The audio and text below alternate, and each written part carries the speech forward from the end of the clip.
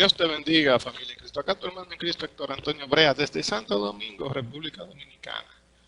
Ministerio Cristiano Bíblico Dominicano, Planeta Tierra. 28 de diciembre del año 2015. El tema: mentiras y verdades del diezmo.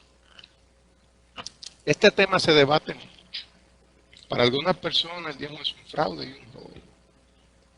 Algo que está abolido con la muerte y resurrección de Cristo.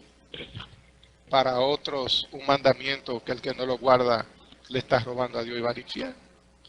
Para otros una ventana más para Dios bendecirte. Pero hay una realidad. Algunos negociantes del Evangelio han distorsionado el hermoso valor del diezmo. Es triste decirlo, pero es una realidad. Hay personas que cuando te preguntan, no a mí, pero a otras personas cuando le preguntan a qué se dedican y le dicen que son pastores o son ministros evangélicos, dicen, pero tú eres millonario, tú debes tener mucho dinero. Porque la imagen que se tiene de los ministros evangélicos es que son personas que reciben mucho dinero de parte de su feligresía. Y aunque no todos son así, sí hay un gran grupo que lo es. Hay muchas personas que dicen haber sido apartadas por Dios para el ministerio, que de los diezmos y las ofrendas que reciben de la congregación, viven como reyes. Tienen excelentes casas, visten bien, tienen los mejores carros, sus esposas tienen los mejores vestidos, sus hijos estudian en los mejores colegios, se van a los mejores resorts a pasarse vacaciones, todo, absolutamente todo, con el dinero de la feligresía. Dicen que como Dios los apartó para eso, de eso ellos tienen que vivir. He encontrado también, nos encontramos con predicadores y famosos cantantes que dicen que Dios en la Biblia ha hablado, que Jesús ha hablado más de dinero que del infierno. Personas que han dicho que las iglesias, además de casa de adoración, son centros de negocios, que no olvidemos que Jesús dijo que los negocios de su Padre tenían que estar. De por sí un reguero de cosas que uno de verdad que se espanta cuando ve cómo distorsiona la verdad del Evangelio con el objetivo de sacarle dinero a la gente. Algunas personas que también han dicho que sus dones y sus talentos que Dios les ha dado es para beneficio de ellos y de su familia. Bueno, en particular lo dijo una persona, pero muchos piensan como él. Había un antiguo persona del área del entretenimiento, un personaje del mundo del entretenimiento que se llamaba el Reverendo Dimon. El Reverendo Dimon era un luchador, para los que siguen la lucha libre, era un luchador, se llamaba el Reverendo Dimon, que su entrada consistía en él salir con una bandeja recogiendo dinero del público. Y estaba vestido de reverendo evangélico, estaba vestido de pastor evangélico, y él consistía en salir con una bandeja a recoger dinero. Y el público le llenaba la bandeja con billetes de $1 o con lo que la gente quisiera echar. Es que esa es la imagen que se tiene a nivel mundial de muchos ministros evangélicos, en especial de los pastores. Una imagen de hombres de negocios. Inclusive hay una parodia por ahí de una comedia que parodia un clásico del cine, en la cual hay un promotor de boxeo, y el promotor de boxeo en la película también es un pastor evangélico. Y lamentablemente esa es la imagen que muchos están vendiendo. Nos encontramos con predicadores y pastores, algunos también llamados apóstoles, que tienen una feligresía grandísima, tienen una feligresía enorme, y el principal énfasis de las predicaciones de ellos es la prosperidad, la riqueza material, el dinero y la importancia de ofrendar y diezmarle a Dios para que Dios te dé muchas bendiciones. Yo creo en el diezmo, creo en las ofrendas, creo que Dios bendice al que da con alegría, al dador alegre, claro que sí, lo dice la Biblia, no es una mentira, lo dice que ese va a ser el texto base de lo que vamos a predicar, que Dios ama al dador alegre, pero también Dios prefiere más que este desprendimiento de cosas materiales, que muchas veces se hace con el objetivo de conseguir favores de Dios. Dios quiere que es más que eso. Él quiere la unidad, el amor, el respeto y la misericordia. Y yo he sido testigo de bendiciones de Dios en mi vida. No se las atribuyo simplemente o únicamente a que yo haya diezmado, que haya ofrendado. Yo considero que Dios provee para para sus hijos, que Dios escuche el clamor de sus hijos cuando están en desesperación y Dios bendice. Definitivamente Dios provee para cada uno de los que han puesto su vida en las manos de Cristo Jesús. Hay una provisión de Dios.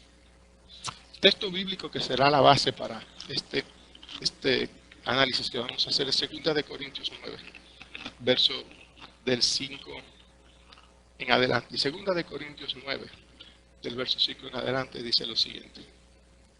Leemos esta palabra en el nombre de Jesús y dice: por tanto, tuve por necesario exhortar a los hermanos que fuesen primero a vosotros y preparasen primero vuestra generosidad antes prometida, para que esté lista como de generosidad y no como de exigencia nuestra. Pero esto digo, el que siembra escasamente también segará escasamente, y el que siembra generosamente, generosamente también segará. Cada uno dé como propuso en su corazón, no con tristeza ni por necesidad, porque Dios ama al dador alegre, y poderoso es Dios para hacer que abunde en vosotros toda gracia, a fin de que teniendo siempre en todas las cosas lo suficiente, abundéis para toda buena obra. Es una realidad bíblica. Dios ama al dador alegre. ¿Y cuál es el dador alegre? El que da con agradecimiento, el que da contento, el que da en santidad, el que da con amor. Cuando a usted lo obligan a hacer algo, usted no da contento. Nadie que haga nada obligado lo hace contento. Cuando usted lo amenazan y le dicen que si usted no trae el diezmo, si usted no trae la ofrenda, usted va para el infierno, usted le está robando a Dios, usted no cree en Dios, usted no tiene fe, más que motivarlo, lo que hacen es insultarlo. Usted no puede dar con alegría, usted no puede dar con amor, usted va a dar presionado por un grupo de personas que lo que más le interesa de usted es su dinero, más que su salvación espiritual. Gente que no tienen verdadero temor de Dios, sino que tienen un gran interés financiero. A veces nos encontramos con personas, con congregaciones específicamente, que se meten en unos líos grandísimos, líos que ellos no pueden pagar, porque quieren crecer atento a imagen, no quieren crecer espiritualmente, no quieren crecer a nivel de unción, no quieren crecer atento a salir a la calle a hacer la obra evangelística y ganar almas para Cristo. Quieren crecer atento a marketing. Quieren crecer atento a que yo tengo el mejor sonido, a que tengo aire acondicionado, a que yo presento los mejores cantantes, y hacen un sinnúmero de cosas que no son bíblicas y que al final de cuentas deterioran más la imagen del pueblo de Dios. Yo les voy a poner un ejemplo. Hay algo que es muy común en estos tiempos. A veces nos encontramos con grandes congregaciones que hacen lo que se llaman conciertos y actividades pro templo. En esos conciertos y esas actividades pro templo invitan artistas famosos, cantantes cristianos muy famosos, muy buscados por el público, y tienen varias categorías para el público. Están los VIP, está la entrada general, está la entrada VIP Platinum, que ya es un nivel de VIP un poco más caro, y tienen escalas de precios. ¿Para qué? Para que usted esté más cerca del artista, o le dan un CD, o se sienta en el área donde va a estar el pastor, y todo ese tipo de cosas. Y además de que cobran entrada para participar en un acto que se supone que es para Dios, entonces dicen que entre para que reciba una bendición. Entre para que reciba de la unción y la llenura del Espíritu Santo. Pero solamente lo reciben el que puede entrar pagando. El que no paga no recibe nada. Sin embargo, en ninguna parte de la Biblia vemos este tipo de actividades, este tipo de acciones, que no tienen nada, que no tienen de santa, no tienen absolutamente nada. Se supone que el templo se debe sostener con la aportación de los fieles que van al templo y no usar métodos mundanos para querer llevar el suministro a la casa de Dios. Si usted como pastor, como líder, usted se metió en la carrera de los megatemplos o de los templos grandes que ahora mismo está existiendo a nivel mundial, yo le tengo a usted para decirle algo. Dios no necesita un megatemplo para ser Dios. Dios no necesita un un templo con aire acondicionado, el mejor equipo de sonido, el mejor equipo de video y los mejores cantantes que puedan haber en el catálogo de música cristiana para él glorificarse, para él ser Dios, para derramar su Espíritu Santo, para transformar la vida de las personas. Él no necesita eso, porque Él es Dios. Y Él a su debido momento buscará a través de quién, a través de qué y cómo glorificarse. Él no necesita ninguna de estas cosas. Todas estas cosas son típicas de la gente del mundo y que las quieren santificar, llevándolas a las iglesias. Vamos a hablar de las mentiras que se predican en torno al diezmo. Primera gran mentira: el diezmo es un mandamiento perpetuo para la humanidad completa. El diezmo fue un mandamiento dado al pueblo de Israel para el sostenimiento de los levitas que servían en el templo. Hay un punto importante con esto. Si el diezmo hubiera sido un mandamiento perpetuo para toda la humanidad, se hubiera dado desde el principio. Sin embargo, el diezmo como mandamiento se establece para el pueblo de Israel. Se consistía en sacar una décima parte ¿de qué? De los frutos del campo y del ganado, del vino, el trigo, el aceite y el ganado, para compartirlo con los levitas, los cuales no habían recibido tierra por heredad en el reino de Israel, sino que se le dieron los diezmos para el servicio sacerdotal. En el libro de Números, capítulo 18, verso del 23 al 29, usted puede encontrar toda esta información. El diezmo del ganado se apartaba, era sacando a pastear el ganado, se seleccionaba de cada 10 animales, se sacaba uno, y ese era consagrado para el Señor. Vamos a leer el libro de Números, capítulo 18, verso del 23 en adelante. Dice: pero los levitas estarán sirviendo en el ministerio del tabernáculo temporal y cargarán con las iniquidades de ellos. Ese estatuto permanente a través de sus generaciones. No recibirán heredad entre los hijos de Israel, porque he entregado a los levitas por heredad los diezmos que los hijos de Israel ofrecen a Jehová. No por eso, perdón, por eso les he dicho, no recibirán heredad entre los hijos de Israel. Enseguida habló Jehová a Moisés diciendo: habla a los levitas y dile, cuando reciban de los hijos de Israel los diezmos que de ellos les he entregado por heredad, dediquen algo de ello en ofrenda ante Jehová. El diezmo de los diezmos. Su ofrenda les será considerada como grano de la era y como porción del lagar. Asimismo, dediquen ustedes ofrenda a Jehová de todos sus diezmos, los cuales ustedes reciben de los hijos de Israel. Y entreguen a ellos la ofrenda de Jehová al sacerdote Aarón y a sus hijos. Presten ofrenda completa de todas sus dádivas ante Jehová, de todo lo mejor, de lo consagrado de ella. Ahí vimos, más claro que el agua, donde el Señor dice que los diezmos es para los levitas, como mandamiento de Dios establecido para los levitas. En el libro de Levítico, capítulo 27, versos del 31 al 33, podemos leer lo siguiente. Dice: si alguno desea rescatar parte de los diezmos, vamos a leerlo desde el 30, perdón. De Jehová es todo el diezmo de la tierra, sea semilla o del fruto de los árboles. Es santo para Jehová. Si alguno desea rescatar parte de los diezmos, le añadirá una quinta parte a su precio. Todo diezmo de toro y de oveja, es decir, de todo lo que pase bajo el cayado pastoral, la décima parte será consagrada a Jehová.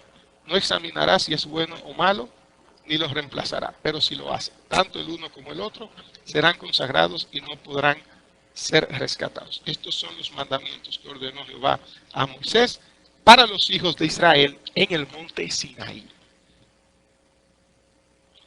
Como mandamiento fue dado como mandamiento, estatuto perpetuo para el pueblo de Israel. En Deuteronomio 12, versos del 7 al 12, leemos lo siguiente respecto de la administración del diezmo. Dicen, vamos a leerlo desde el 6. Dice: Llevarán allá sus holocaustos completos, sus sacrificios, sus diezmos, las ofrendas de sus manos, sus ofrendas votivas, sus ofrendas y los primogénitos de sus toros y de sus ovejas.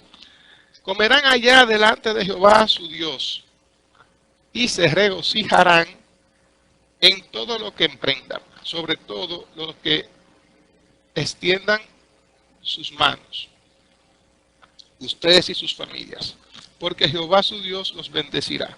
No harán como nosotros hacemos aquí hoy, que cada uno, como hacemos aquí hoy, cada uno como le parece bien, pues aún no han llegado al lugar de habitación y a la heredad que le entrega Jehová tu Dios.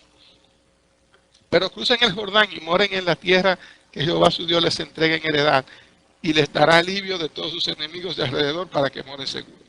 Entonces llevarán al lugar que Jehová su Dios haya escogido para hacer morar en él su nombre todo lo que yo les ordeno, sus holocaustos completos, sus sacrificios, sus diezmos, las ofrendas de sus manos y todas sus más selectas ofrendas votivas, o sea, de voto, de promesa, que han ofrecido a Jehová. Y se regocijarán ante Jehová su Dios, ustedes, sus hijos y sus hijas, sus siervos y sus siervas, y los levitas que viven en sus ciudades, ya que ellos no tienen porción ni heredad, como ustedes. Ten cuidado de no ofrecer tus holocaustos completos en cualquier lugar que te parezca bien, sino que ofrecerás tus holocaustos completos allí en el lugar que Jehová escoja en una de tus tribus, y allí haz todo lo que yo te ordene. Ya vamos viendo que el Señor dice que los diezmos, las ofrendas, los holocaustos se deben llevar a un sitio que Él determina. Si vamos a Deuteronomio 14, versos del 22 al 29, ¿qué podemos ver? Mira, dice: diezmen fielmente todo el producto de su semilla, lo que rindan sus campos año tras año. Comerás ante Jehová tu Dios en el lugar que Él haya escogido para hacer morar allí su nombre. El diezmo de tu grano, de tu vino y de tu aceite, los primogénitos de tu vaca y de tus ovejas, para que aprendas a mostrar reverencia cada día ante Jehová tu Dios. No obstante, si el camino es tan largo para ti que no puedes transportar el diezmo, por estar distante de ti el lugar donde Jehová tu Dios haya escogido para hacer morar allí su nombre, cuando Jehová tu Dios te haya bendecido, entonces lo cambiarás por dinero y atarás el dinero en tu mano e irás al lugar que Jehová tu Dios haya escogido, y comprarás con el dinero todo lo que apetezcas, bueyes u ovejas, vino o licor, o cualquier cosa que apetezca. Allí comerás ante Jehová tu Dios, y te regocijarás tú y tu casa. No desampararás al levita que habita en tus ciudades, porque él no tiene heredad contigo. Después de 3 años sacarás todo el diezmo de tu producto. En aquel año lo dejarás en tus ciudades. Entonces vendrá el levita que no tiene heredad ni porción contigo, el prosélito, el huérfano y la viuda que viven en tus ciudades, y comerán hasta saciarse, a fin de que Jehová tu Dios te bendiga con toda obra que hagas con tus manos. Estamos hablando claro. Este es el mandamiento del diezmo dado al pueblo de Israel a través de la ley. Oigan lo que dice el Señor. ¿Qué es lo que se diezma? Ya lo hemos visto. Semilla, aceite, vino, ganado. Hay un lugar donde llevarlo, dice el Señor, en el lugar que yo te diga que lo presentes. Y otro punto importante, dice, si el lugar está lejos, cambia eso que tú me vas a traer, que tú no lo puedes traer, cámbialo por dinero. Y cuando llegas al lugar, con ese dinero compra. ¿El qué? Oveja, buey, acabamos de leer. Vino, lo que tú vayas a presentar. ¿Qué quiere dejar dicho eso? Que el diezmo que se presentaba al Señor no se presentaba en dinero. No se presentaba en dinero. Entonces, ¿cuál es el lugar? Yo le propongo a usted algo. Trate de hablar con un rabino. Los rabinos son los maestros de la ley, los sacerdotes, vamos a decir, por decirles así, del pueblo de Israel, de los judíos.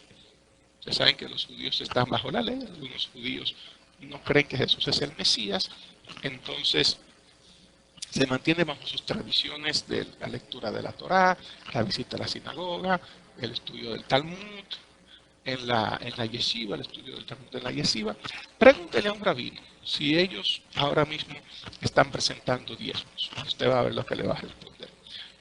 como no hay templo en Jerusalén, no tienen dónde presentar los diezmos, porque los diezmos se presentaban en el templo de Jerusalén. Había un lugar destinado para recibir los diezmos, un almacén, que le decían el alfolí. Ahí se recibían los diezmos, los granos, los frutos del campo, se recibían en ese almacén llamado alfolí. Hay personas que dicen que tienen el alfolí como si fuera una alcancía. Nada que ver. Un alfolí, un almacén. El diezmo, un mandamiento perpetuo para toda la humanidad, no es bíblico. Comenzamos por ahí. Vuelvo y les repito, si hubiera sido para toda la humanidad, antes, es más, si hubiera sido perpetuo para toda la humanidad, lo hubiera dicho desde el principio, desde Adán, desde Noé. Recuerden que con Noé, con los 3 hijos de Noé, se inicia ¿qué? La repoblación de la tierra que ha sido destruida por el diluvio. Comenzamos a ver diezmos a partir de Abraham. ¿A partir de quién? A partir del patriarca principal del pueblo de Israel. Y aún el diezmo que da Abraham, el diezmo que da Jacob, no son impuestos, son voluntarios. Abraham diezmó, es verdad. Jacob diezmó, es verdad. Pero fueron diezmos voluntarios.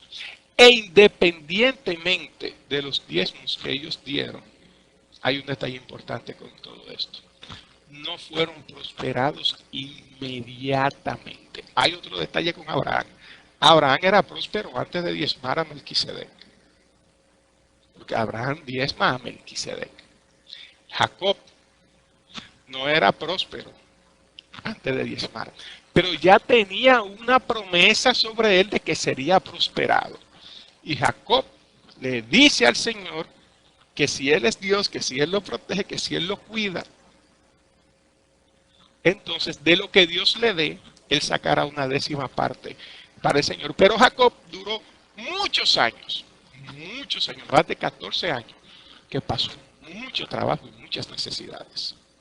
Y ahora si vemos el caso de Jacob y el caso de Abraham, 2 diezmadores voluntarios. El diezmo, mandamiento, se establece. ¿Para quién? Para el pueblo de Israel, para sostenimiento de los levitas. Una tribu apartada por Dios para el servicio de su sacerdocio. Ese es un punto importante. Descendientes de Leví, descendientes de Israel, una tribu. Segunda mentira. El que no diezma está bajo maldición y va al infierno. La Biblia dice bien claro que la salvación es por gracia. Es decir, que es un regalo de Dios, no por obra para que nadie se gloríe. Es decir, tus buenas obras, tus ofrendas, tus sacrificios no te garantizan la salvación. Eso está en Efesios 2:8. El Señor Jesús, luego de resucitar, en Marcos 16:15, le dice a sus discípulos, antes de ascender al cielo: vayan por el mundo y prediquen el evangelio a toda criatura. El que crea y sea bautizado será salvo. Oigan cuáles son las condiciones que pone Jesús. Fue de la boca de Jesús. No de la boca mía ni de la boca. Jesucristo dice: el que crea y sea bautizado será salvo. El que cree en el evangelio y sea bautizado será salvo. Eso es lo que dice Jesucristo. Ahora hay gente que dice que no, gente que dice que no es necesario bautizarse, que no es necesario esto, que no es necesario lo otro. Bueno, Jesús dice que sí. A mí no me importa lo que otro opine. A mí me importa y me interesa lo que diga el Señor Jesús.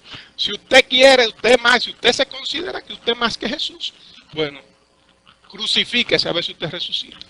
Pero como Jesucristo dice, el que cree y sea bautizado será salvo. Bueno, yo creo y me bautizo. Y le aconsejo a la gente que lo haga. Pero podemos ver el caso de Cornelio en el libro de Hechos de los Apóstoles, que dice, que le dice el Señor, le dice a través de un ángel, a través de su ángel, que sus oraciones y sus ofrendas llegaron a la presencia de Dios. Pero ¿qué llegaron primero? ¿Las ofrendas o las oraciones? Las oraciones. Aunque en Malaquías, el libro de Malaquías, habla de que el pueblo de Israel estaba bajo maldición porque no presentaba los diezmos a Dios. Fíjense en un detalle importante, si ustedes leen a Malaquías en el capítulo 1, que el libro de Malaquías va dirigido básicamente, principalmente, va dirigido al pueblo de Israel, pero básicamente está dirigido a la clase sacerdotal. Y Dios se queja del mal comportamiento de su clase sacerdotal, que inclusive estaban presentando pan inmundo frente al altar. Estaban dando lo peor para Dios. Se estaban divorciando deliberadamente. Eso dice el Señor en Malaquías 2. Cuando en el Antiguo Testamento el Señor dice que él odia el divorcio. Lean Malaquías capítulo 2. Y además se estaban robando los diezmos y no guardaban el mandamiento como era debido. Por eso es que el Señor dice, espérate, ustedes están bajo maldición. Por eso es que ustedes están como están, porque ustedes no están cumpliendo con mi mandamiento, con mis mandamientos. Y además de todos los mandamientos que les exigen que guarden, desde Malaquías 1 hasta Malaquías 3, vamos a decir, también estaba la parte del diezmo. O sea, no es que solamente le estaban negando los diezmos al Señor, era que desde Malaquías el Señor se viene quejando de un sinnúmero de errores y de pecados en lo que estaba cayendo el pueblo de Israel. Lo que pasa es que memoriza la parte financiera, bajo la amenaza de que si tú no diezmas, tú siempre tienes hambre, tú siempre tienes el problema económico, te van a robar, como tú le estás robando a Dios, te van a robar. Yo he escuchado personas que dicen que hay personas que dentro de la congregación que están pasando hambre, que están pasando necesidad, porque no diezman, y que como no diezman, están bajo maldición. Eso no es así, señores. Eso no es así. No nos dejemos arrastrar de tantas mentiras que por tantos años le han inculcado a la gente. Hay personas que no duermen tranquilos porque se ponen a calcular lo que le deben de diezmo a Dios. Y dicen, ay, pero yo le debo tantos diezmos al Señor, ¿y cómo yo voy a hacer para pagarle todos esos diezmos al Señor? Ay, Dios mío, ¿y cómo yo te pago todos esos diezmos? Y hasta se descarrían, hasta dejan de ir a la iglesia. Porque entienden que como no tienen con qué pagarle todo el dinero que le deben a Dios, mejor no van a la iglesia, como que Dios está interesado en eso. El problema es que hay una deficiencia pastoral. Hay muchos pastores de saco y corbata que, Dios mío, yo no he visto cosa igual. Gente más materialista y más interesada que esa. Tienen la palabra dinero a flor de labios. Yo recuerdo una vez que yo estaba recibiendo lo que le llaman la doctrina en una iglesia cristiana en la cual el tema del diezmo se tomó 2 días hablando del diezmo. 2 días enseñándole a los hermanos la importancia de diezmar. 2 días. Y hay congregaciones a las cuales usted va y le dan toda una enamorada para que usted diezme y para que usted ofrende. En medio del culto se para uno con una Biblia y le lee un versículo que tiene que ver con ofrenda y con diezmo obligado. Y el pastor diciéndole que hay que diezmar, que hay que dar, que Dios, que usted es tacaño. Se han escrito muchísimos libros respecto a eso. Y hay gente que tiene un interés pero tan grande en la parte financiera que no hay un día que prediquen que no toquen el tema financiero.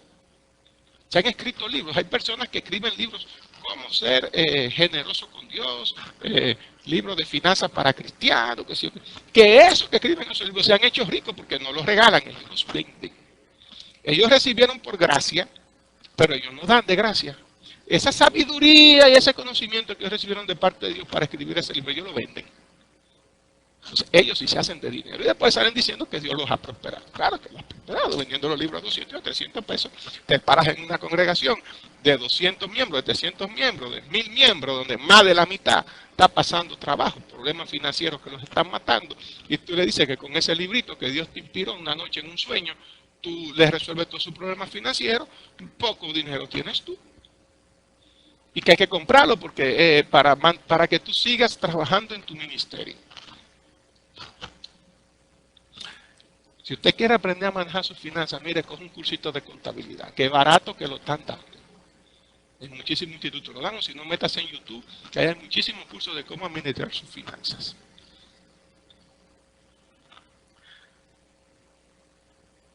Nosotros los cristianos no podemos estar bajo maldición, porque estamos lavados con la sangre de Cristo y justificados de Dios por medio de Él.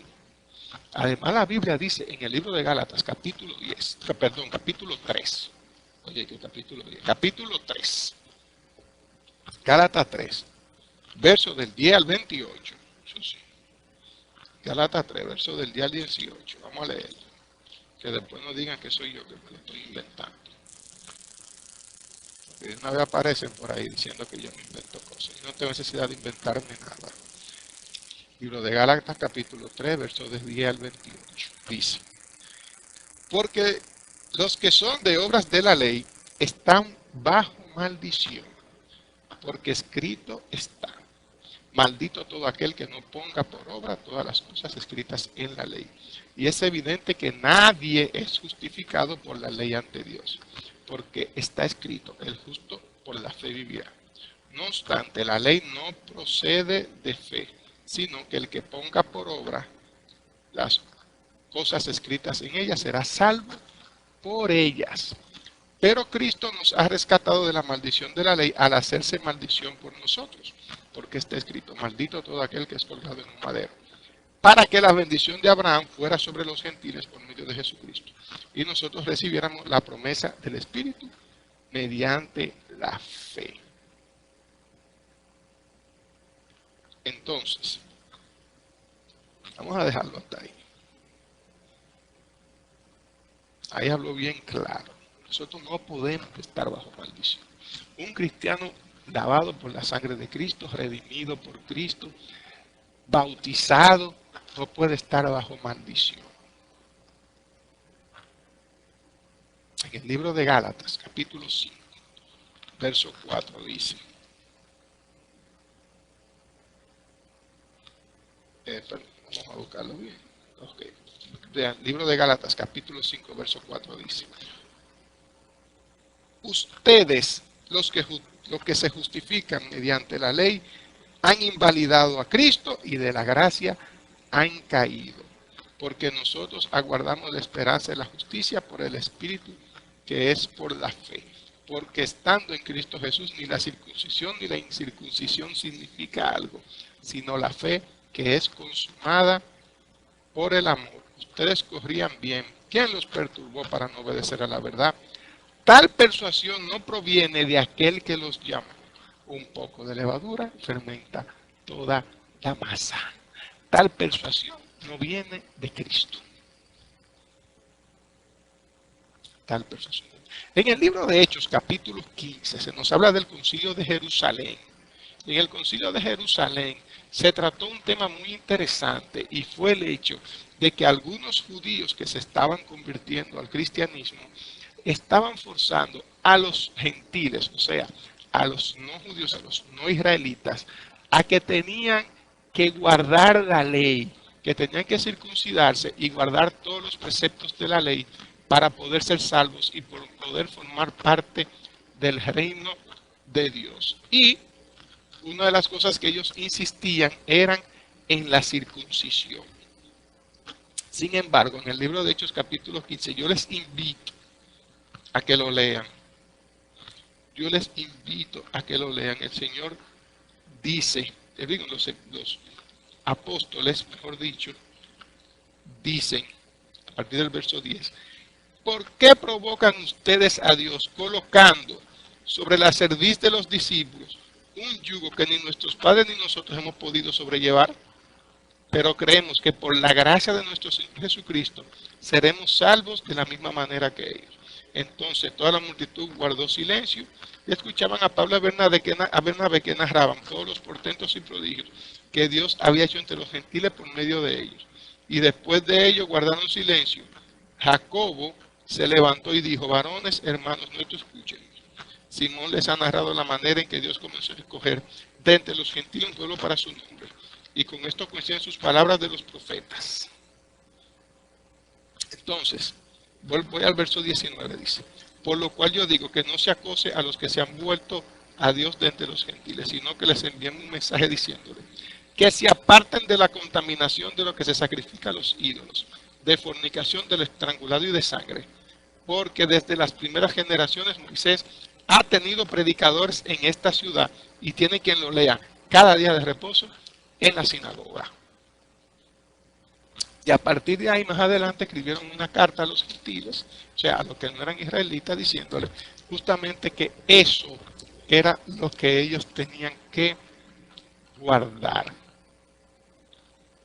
Oigan lo que dice, verso 24. Nos hemos enterado de que han salido algunos de nosotros y los han llenado de temor con palabras, perturbando sus almas, diciendo que se circunciden y observen la ley, lo cual nosotros no les hemos ordenado a ellos.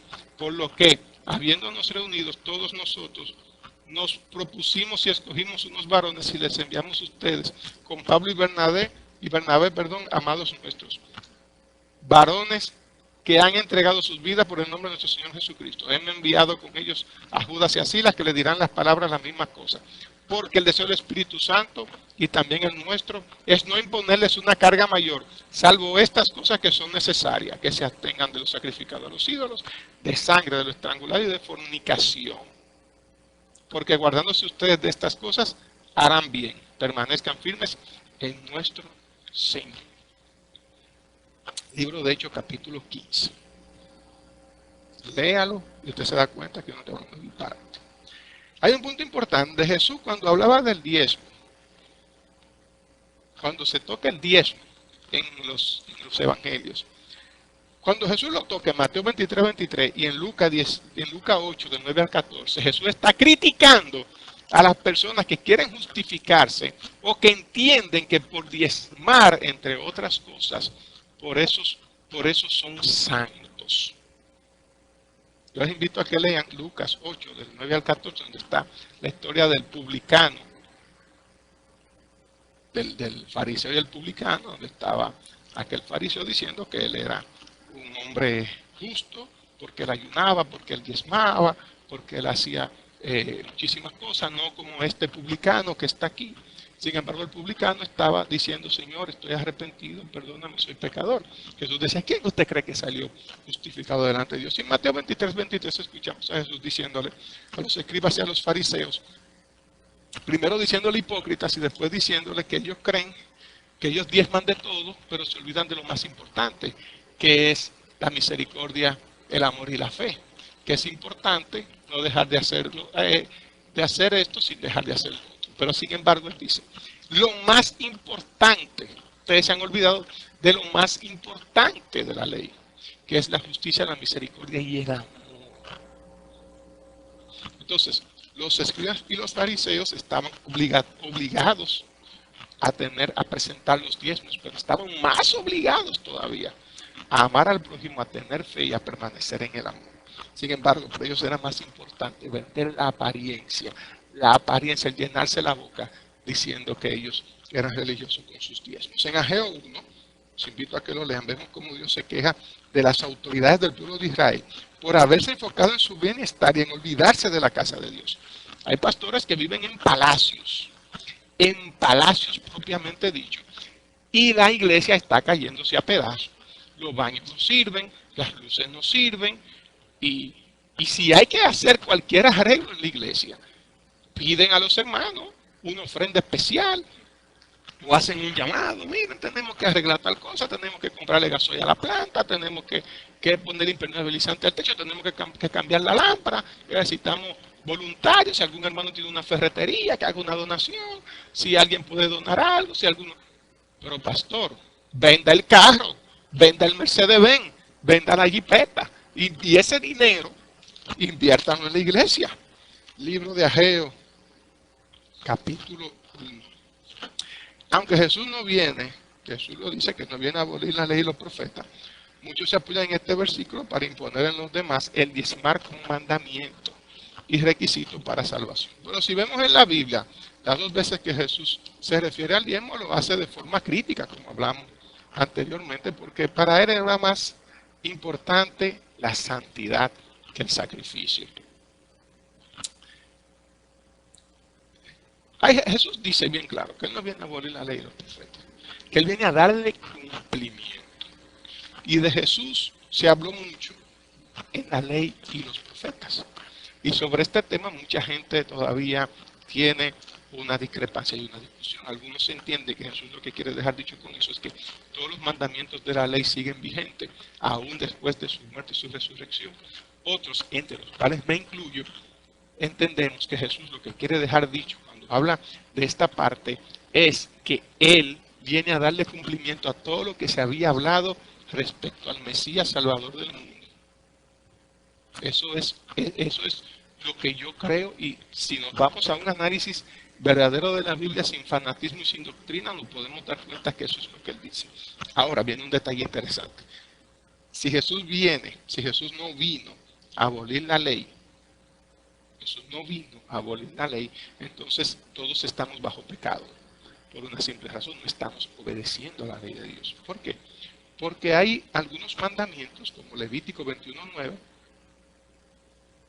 Levítico 21:9, vamos a leerlo, que usted puede estar seguro que no los están cumpliendo y que usted no se atrevería a cumplirlo. Levítico 21:9 dice, vamos a buscarlo aquí en la Biblia, dice Levítico 21:9 dice: en el momento que la hija de un sacerdote empiece a prostituirse a su padre profana, será quemada en el fuego.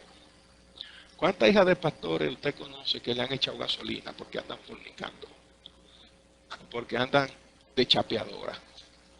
Dígale al pastor que tiene una hija en eso, que le eche gasolina y le pegue un fósforo a ver qué le va a decir. Y si le protesta, dígale, eso está en la ley y la ley no la abolió Cristo. Vamos arriba, busque gasolina y busque fósforo. Que de una vez le va a decir que no, que esa sí la abolió. Levítico 13:46, ¿qué dice? Vamos a ver. Levítico 13:46. Será impuro cuando habla de los leprosos. Será impuro todo el tiempo que le dure la lepra y habitará solo porque es inmundo y fuera del campamento estará su habitación. O sea que los leprosos no pueden entrar entre la gente que está limpia.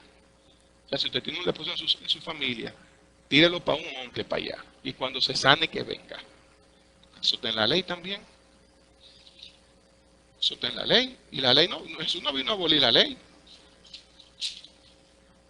Jesús no vino a abolir la ley. Éxodo 31, del 14 al 15, dice: guardarán el día de reposo porque les es santo. A cualquiera que lo profane se le dará muerte irrevisiblemente. Y todo aquel que realice alguna obra en él, tal persona será excluida de su pueblo. Hubo uno que lo mataron el día de reposo porque recogió leña. Vamos arriba. ¿Cuántos guardan el sábado? Nada más los adventistas guardan el sábado. Y ni muy bien lo guardan. Entonces, no van a alcanzar piedra para apedrear gente. Levítico 20:10. Al hombre que cometa adulterio con la esposa de otro hombre, es decir, el que cometa adulterio con la mujer de su prójimo, tanto el adúltero como la adúltera, se le dará muerte irrevisiblemente. Mire, si fuera así no quedara gente en la humanidad. Lo que pasa es que aparentemente estos sí fueron abolidos por Cristo y otros no. Por eso dice la Biblia en el libro de Santiago que el que viola un mandamiento de la ley es como si hubiera violado la ley entera. Entonces, hermanos, ¿qué podemos decir al respecto de todo esto que hemos leído? ¿Cuál es la posición verdadera de Jesús respecto a la ley? Entonces, otra mentira que se decía era, que se dice, es que se diezmaban frutos del campo porque no existía dinero. Sí existía el dinero. Inclusive cuando vemos en Génesis la historia de José y sus hermanos, vemos que fueron a comprar trigo a Egipto con dinero. Génesis 42:26, señores. Y como hablamos anteriormente, el que no tenía, que no podían ir a presentar los diezmos al templo o al lugar indicado por Dios por la distancia que había que recorrer, podían coger dinero y cuando llegaran allá, entonces, comprar lo que iban a presentar. Cuarta mentira, el diezmo es de uso único del líder de la congregación y lo que él haga con el dinero del diezmo no se debe cuestionar. La ley del diezmo manda en Deuteronomio 14:29 que ese dinero sea compartido, ese diezmo, con los huérfanos, la viuda, los pobres y los extranjeros. Si vamos a cobrar el diezmo porque lo manda la Biblia, pues como la Biblia manda, este debe ser administrado. Aunque hay que reconocer que el que fue apartado para la obra de predicación, el obrero aprobado según la Biblia, tiene derecho a vivir el Evangelio. Aunque hay algunos, como dice Miqueas 3:11, que son sacerdotes por cohecho, o sea, por fraude. que son unos negociantes de la palabra.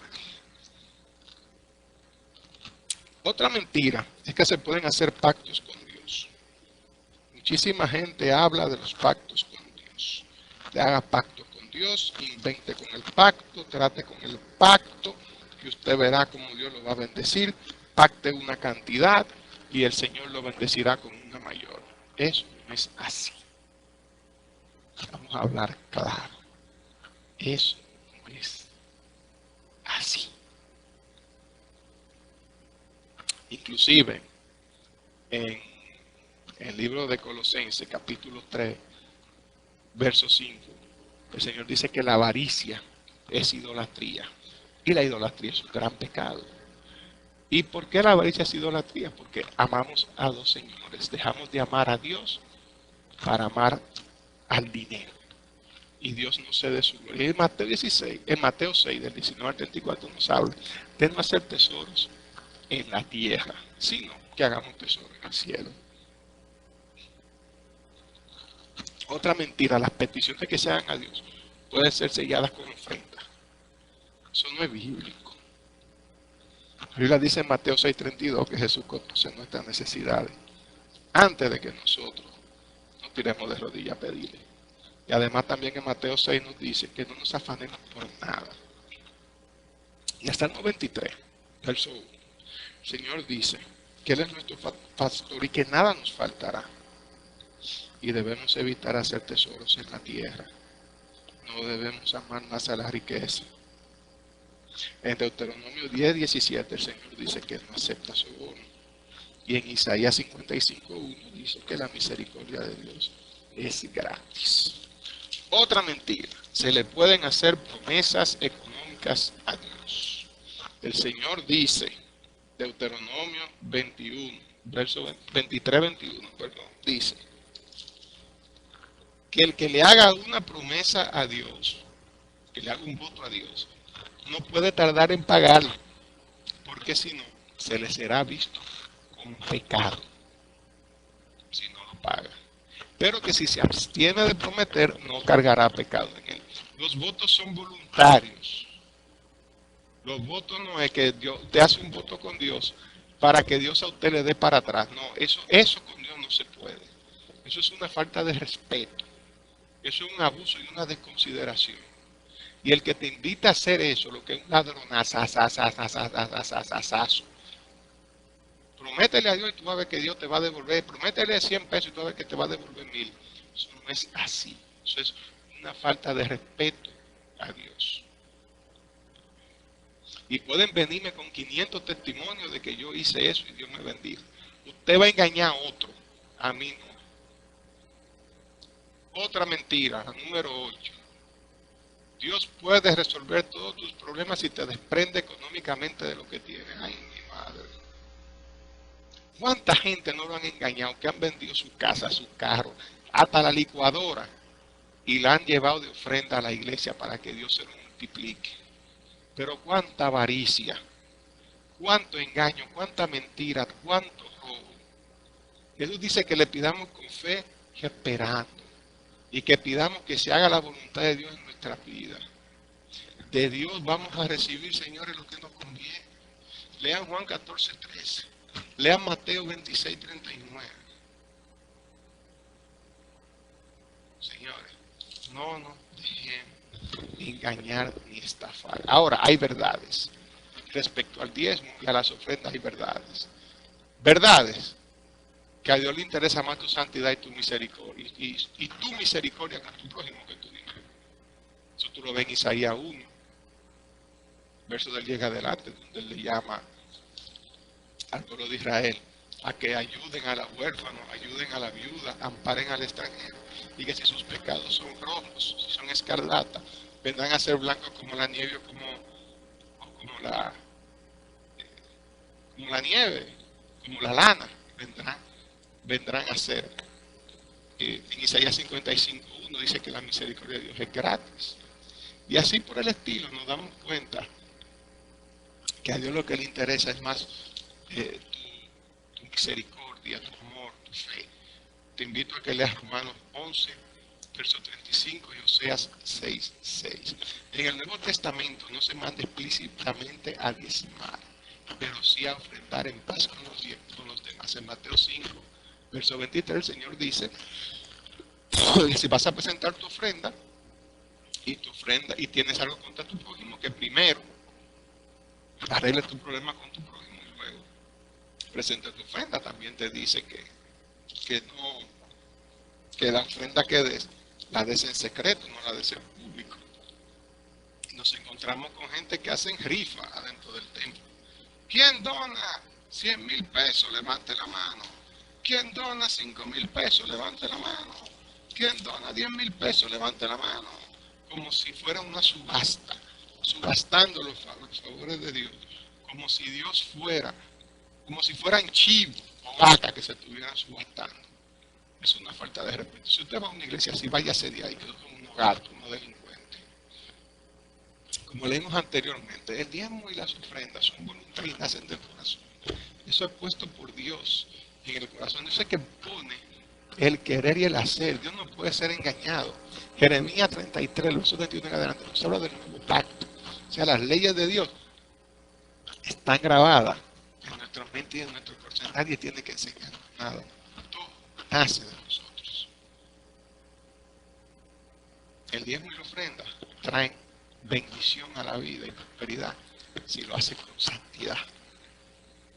Mientras más ofrenda para ayudar a tu prójimo y diezma de corazón, más Dios te prospera siempre y cuando cumplas sus mandamientos. Dice Santiago 1:27 que la verdadera religión delante de Dios es el amparar a los pobres y a las viudas de sus necesidades y alejarnos de la contaminación del mundo. El diezmo y la ofrenda son necesarios para el mantenimiento de la congregación en la que tengo que estar. Claro que sí, es necesario. Si tu pastor es un ministro correctamente ordenado, no un impostor, no un falso ministro, no una persona que sin cumplir con los requisitos establecidos por la Biblia para ser pastor, se autoproclama pastor. Y tu pastor es un hombre que está en el orden bíblico. Primera de Timoteo 3, el libro de Tito capítulo 1.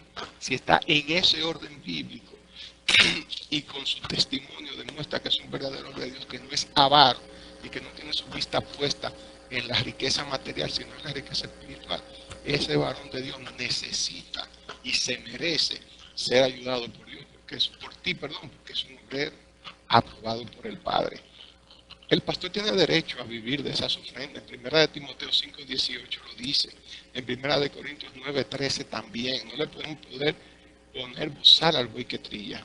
Ellos tienen derecho a vivir porque están verdaderamente trabajando en la obra de Dios y verdaderamente fueron apartados por Dios para esa obra. Entonces, ya tú sabes, mi hermano, yo te lo recomiendo. Ofrenda y diezma de corazón, con amor, con respeto a Dios, con amor al prójimo y en paz, que es lo más importante. Porque tú venir a ofrendar y a diezmar teniendo problemas con tus amigos, teniendo problemas con tus hermanos, teniendo problemas con tu familia. Además de eso, eres fiel en el diezmo, pero eres infiel con la manutención de tu casa, con el pago de tus deudas, con el pago de tus servicios básicos, con el pago de tus compromisos. Entonces no estás en paz con el prójimo. Y ese diezmo y esa ofrenda a Dios no le interesa. Dios le interesa el diezmo y la ofrenda de una persona que lo hace de corazón, que lo hace porque le nace, que lo hace con amor, que lo hace con agradecimiento, que lo hace en secreto y en paz con su prójimo. Te bendiga, tu hermano en Cristo, Héctor Antonio Correa, Santo Domingo, República Dominicana. Vete a una iglesia cristiana de verdad. Si lo que predican es prosperidad y pacto económico, vete de ahí que no te dio. Si te dicen que si tú no diezmas te vas para el infierno, vete de ahí que ahí tampoco está Dios. Si te mandan a meterte en política, vete de ahí que ahí tampoco está Dios. Eso es lo que andan buscando dinero. Porque nadie que se pegue de un político, atrás de un político, se pega de un político por amor a la patria. Olvídese de eso, que eso era en la época de quién, en la época de que se escribió Leviatán. Ya de esa época eso no existe. Esos políticos genuinos así de corazón, de amor, eso se extinguió. Lo que hay ahora es un reguero de bandidos y un reguero de corruptos. Te amo mucho. Amén. Hoy estamos a 28 de diciembre del año 2015.